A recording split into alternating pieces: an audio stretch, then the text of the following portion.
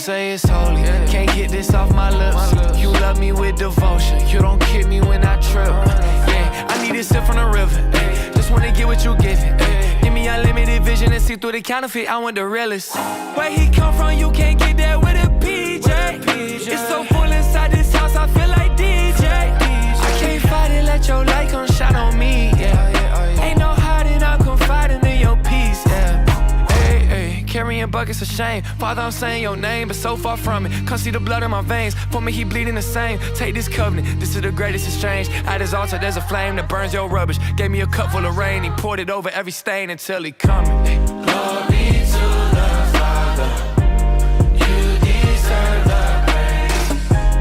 Lead me to your altar. Wash away my shame.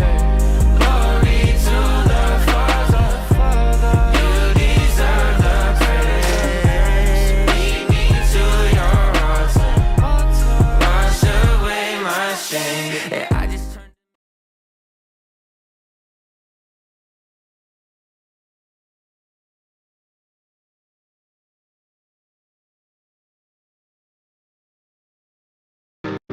Glory to the Father.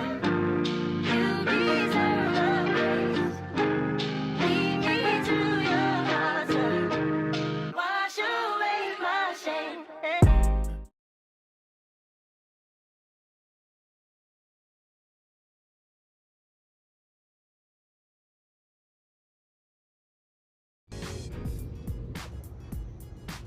Take 12. I am so excited about Wednesdays coming up. I am so excited about this. Please, what you doing? Come on, dog. All right, come on.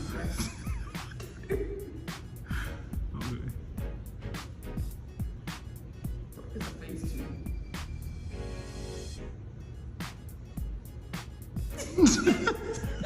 I can't this face tube thing out of my mouth. Okay, what is that? All right, come on. This is it right here. Facebook Here, and this is it. YouTube. We done. This is it. Come All on. right.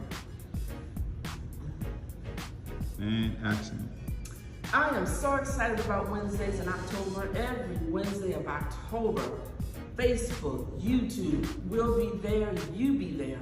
We have a conversation we're gonna have, and you get to make your comments as well. So again, Wednesdays, all of October, you come on out and hear what we have to talk about, okay? It's gonna be wonderful. You have a wonderful day. See you there, be on time, 12 noon. So thank you for tuning in. Please, what you doing? Come on, dog. All right, come on. I am so glad you stopped by today, and guess what? I don't know about you when you get quiet.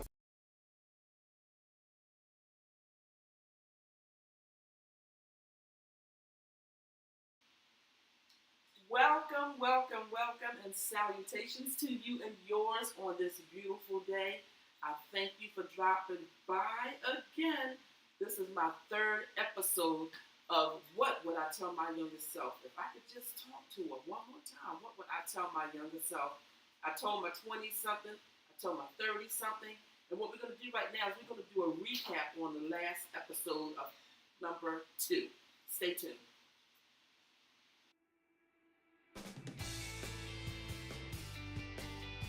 Everybody here to Pearls of Wisdom.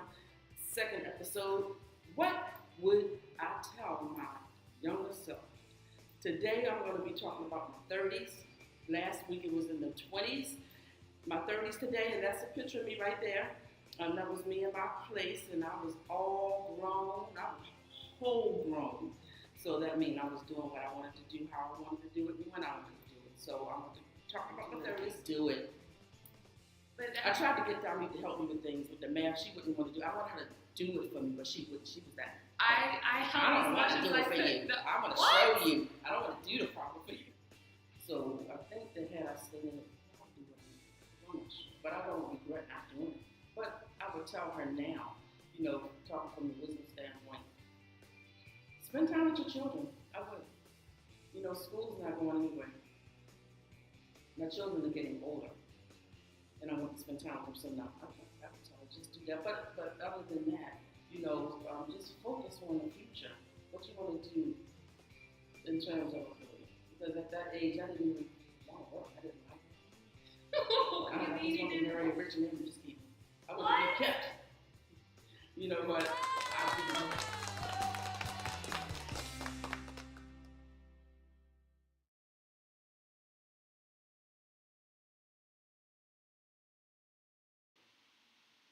I hope you enjoyed that episode too. If you didn't get to see all of it, go back and watch it. Watch episode 1 and 2 because it's really life-changing. It was a life-changing experience for me that I wanted to share with everyone else.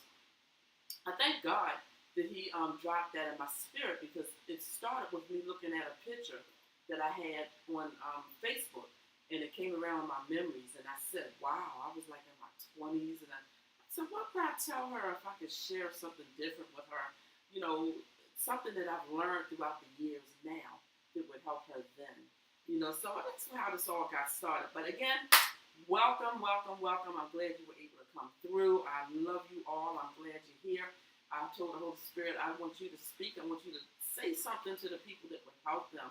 Say something to the people that will let them know that you are definitely a life changer. And today what I'm going to be speaking on is actually my testimony. Many people don't know it.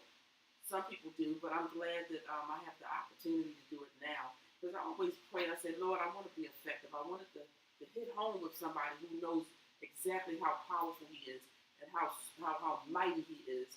So it started back in 2006. I was drinking. I was clubbing. I was running around. I was doing anything and everything that I was big and bad enough to do. The last thing I was doing, the thing that I was not doing, I'm not even going to say the last thing. The thing that I was not doing was going to church, wholeheartedly serving the Lord. I was not serving the Lord at all. And that's where it comes in, that's why I cry sometimes because I'm like so grateful that He came and got me anyway. Because I was slow. I was slow. I was slow. I was out there in the world doing worldly things, thinking that this stuff was okay. And the funny thing about it is, I thought I was okay. I thought I would go to heaven. I was asked before, what do you think you would go to heaven if you should die like right now? Oh, yeah, I would. And I told him, of course I would. But that's what happens when you're blind. When you have shades on, when you have scales over your eyes, you really don't know. So my compassion goes out to people who's lost even more so because it's like, oh my God, they probably think they're in a good place because they don't know. That's why we have to minister to others. That's why our light has to shine. And we cannot be scared. We cannot sit on our testimony because it would help. It's going to help others. That's what they're for. So today I'm talking about, I'm giving my testimony of how God came into my life. He came and He bombarded me in my life while I was in my mess doing what I wanted to do. Right? I remember the first encounter I had with Him. I was on my way to a club. A couple of girls had picked me up, which was really unusual because I've never had anyone pick me up to go out. I would go on my own because I wanted to leave when I felt like it, and I didn't want to have to take nobody home. I was kind of selfish and into my own self. I didn't want to take nobody home. If you got here, find your way back home because I was not going to be your taxi cab. I was going to be your transportation. I was really self-indulgent, but I thank God for change. So I was leaving out one night. One night I had my Barry White was playing, and I had my bath water running. I had already lied to my mother, told I was bringing the kids over, and I was drinking all my stuff. I told I was going to be hanging out with some friends. So that night I was leaving out, and I was in an apartment, and I actually fell from the top of the steps all the way down to the first floor. I was on the third floor. I actually fell all the way down. And mind you, I'm in my 40s. I was at 44. I was 44 years old. And I was so mad. I was just cussing. I was like, I didn't have a relationship with God. I did not know Him. I knew of Him, but I did not know Him. So I'm cussing and I'm fussing and I'm mad because I tore my stockings and my little wig piece fell off and I was looking all tore down already, but I said, I'm still going out tonight. I don't care what happened. So I ran back in the house and told the girls in the car, I'll be back, let me get changed. So I went in the house, I changed my clothes, and I went on out. But I was sitting in the back of the car while we were driving to this club. We were going to I forgot where the place was at. 2006. Keep your mind right there, 2006. So I fell down the steps, I got myself together. I was sitting in the car, and they was playing the music, more bounce to the ounce, and the car was bouncing, boom, boom, boom, boom, boom, boom, boom. Y'all know the song. Don't act like y'all all saved and all that. So we was just dancing. I mean, they were dancing in the car, and I was sitting in the back, and I felt so strange, and I didn't understand what was going on, But I was looking at the moon. I remember it was late because when you go to the club, you go like 11 o'clock at night. So I was looking at the moon, and it was just so bright. It was just so bright, and I believe the change had already taken. When I took that tumble down the steps, it had already started, and it had already that change had already occurred. I look back now in retrospect, I know what I was going through, but at that moment, I had no idea, So we went to the club, and we do the usual. Everybody's dancing and having a good time with the menses and this and that, but I couldn't get into it. I could not get into it. So it was just a life-changing experience at that moment. When I was in the club, I was praying to a God I didn't know. And I was like, Lord, I said, please don't let no man come over here, because I don't feel like dancing. I don't want to do it. I didn't get no drinks that night. My whole life had shifted from that fall, and I did not understand it. I did not understand it. So, our family got back home that night, and I went to sleep, and I started having visions. I was having visions, and I didn't even understand what that was. So when I tripped that night, it was as if my eyes were open, and I could see the picture, but yet I knew it was not. It's hard to explain it, but I dreamt of a Bible. It was a big white Bible. If you remember from back in the day, everybody had that white Bible sitting on the table in their home. And the Bible, I remember seeing the Bible, it was a gold cross on it. And the Bible flipped open, and the pages started turning really slow. They was turning like in slow motion. And when the page finally stopped, it stopped on Genesis. It stopped on Genesis. And so that morning I woke up, I was like, what was that? So I ran to my parents' house, and I was talking to my father, and he was just looking at me. And I was like, oh my God. I said, you're not going to believe what I dreamt. I said, I dreamt about this. And I told him the whole thing about the Bible and the gold cross and how it flipped open to Genesis. He told me, he said, that's new beginning. And I was like, wow. I said, new beginning for what? That's just how lost I was. And I grew up in church. My parents kept me in church, but who knows that you can sit in church and still don't be in church. I was in the building, but I was somewhere else. And so my father started ministering to me about what I was going through. And every night, it was a different dream. That was that night. The next night, I went home and I was dreaming about doves. I dreamt they were white doves. They were pretty white doves. Their wings was extended. And then I dreamt about steeples. And again, I ran back home and I was telling my father everything. I said, I don't know what's going on. I said, it's some weird stuff going on in my bedroom. And he kept telling me, he kept talking to me, because he's a preacher. He was a preacher, he knew it all, and he would just sit there with a smile on his face. And he said, for so many years, my mother always told me, for so many years we prayed for you, because you were out there just doing so much craziness, we didn't want the enemy on your tail. We didn't want him. And so my father told me, he said, Diane, he said the Lord is calling you. I said, he's calling me where? He said, he's calling you. I said, he's calling me where? I said, I don't understand. So the dreams continued, the visions continued, and they got stronger, and they got stronger. But my life was changing, and it was nothing I felt, but it was more like it was obvious something was going on, but I didn't understand what it was. And I thank God that I had my parents there, because they were walking me through it. And I was dreaming about so many things, and this dream was so strong. And let me back it up a little bit, because I skipped over the drinking part. The night before I fell down the steps, just a few days prior to that, I was drinking a lot. I started off with little fruity drinks. They were little fruity drinks, the little cooler, the little wine coolers and all of that. And then the next thing you know, it intensified, and I started drinking even more. And I remember sitting on the bed, and I was like, why am I drinking so much? And I was drinking straight Jack Daniels out the bottle. I was drinking it. I want you to get this, because God did something.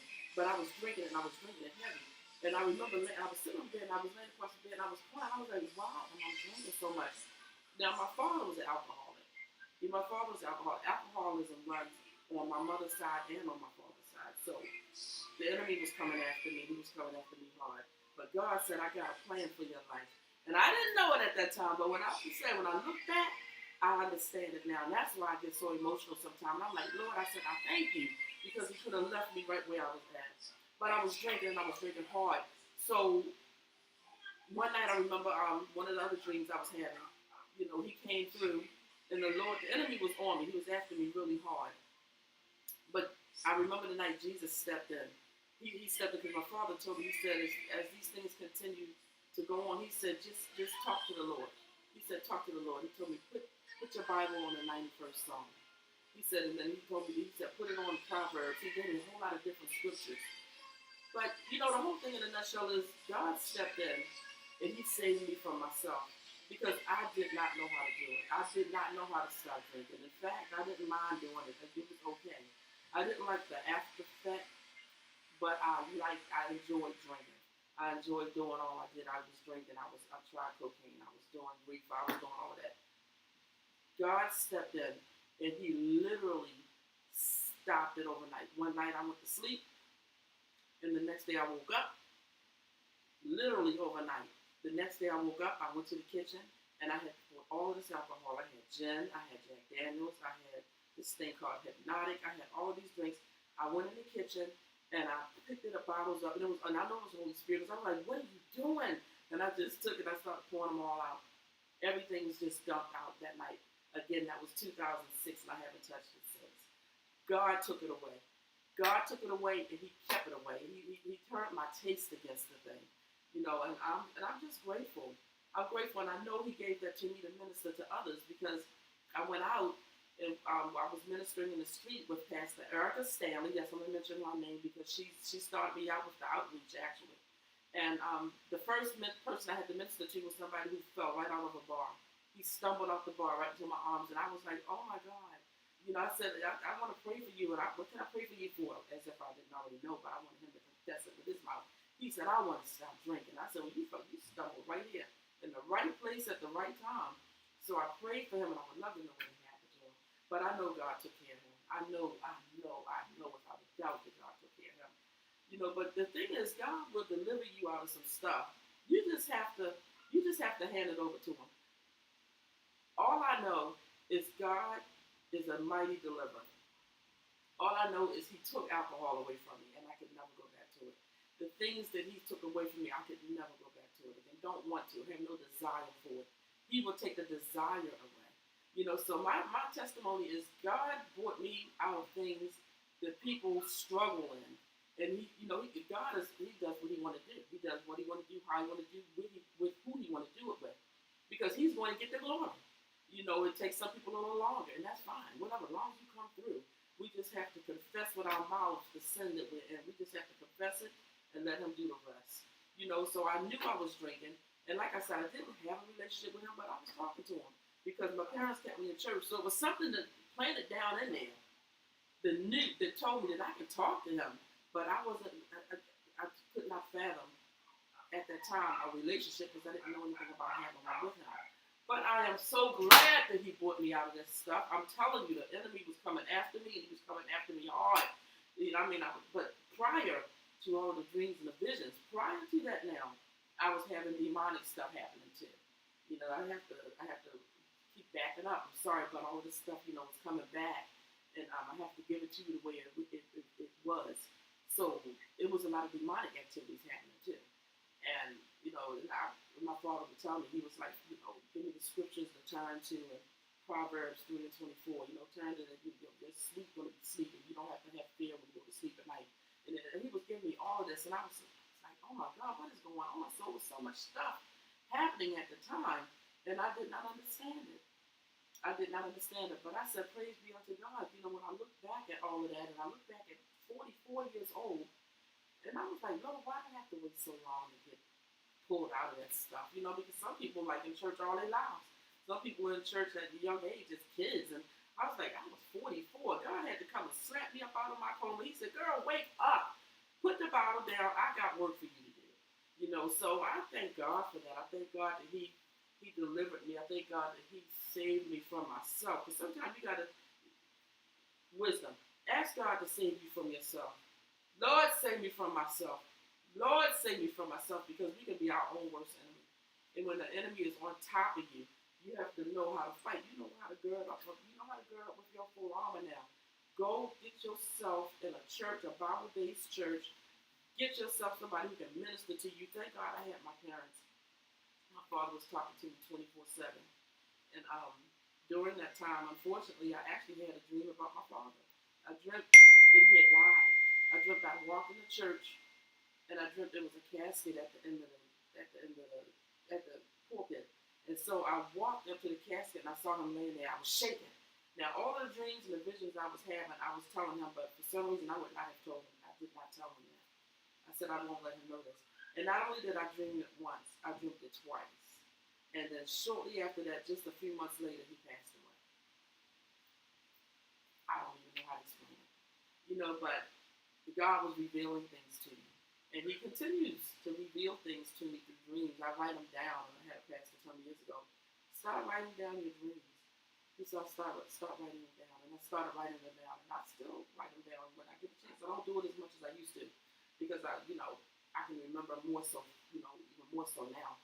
But as a beginning Christian, real servant of the Lord, I started writing them down. And I don't know. I just say that, just get close to the Lord. Stay close to Him, because He can change some things in your life. He's a life changer. He can change anything that you ask Him to change. If He can do it for me and I didn't even ask, I know He can do it to you, because He says to ask me. He says to ask for what you want.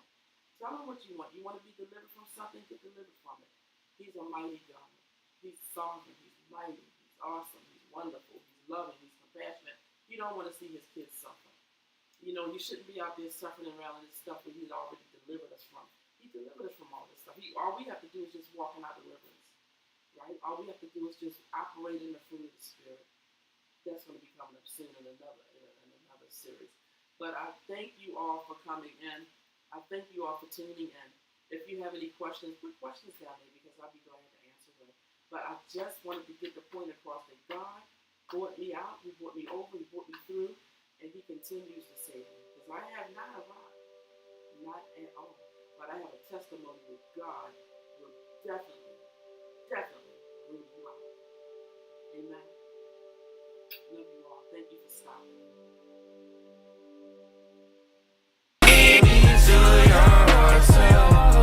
Wash away my shame. Glory to the Father. You deserve the praise. Lead me to your altar. Wash away my shame. Glory to the Father. You deserve the praise. Lead me to your altar. Wash away my shame.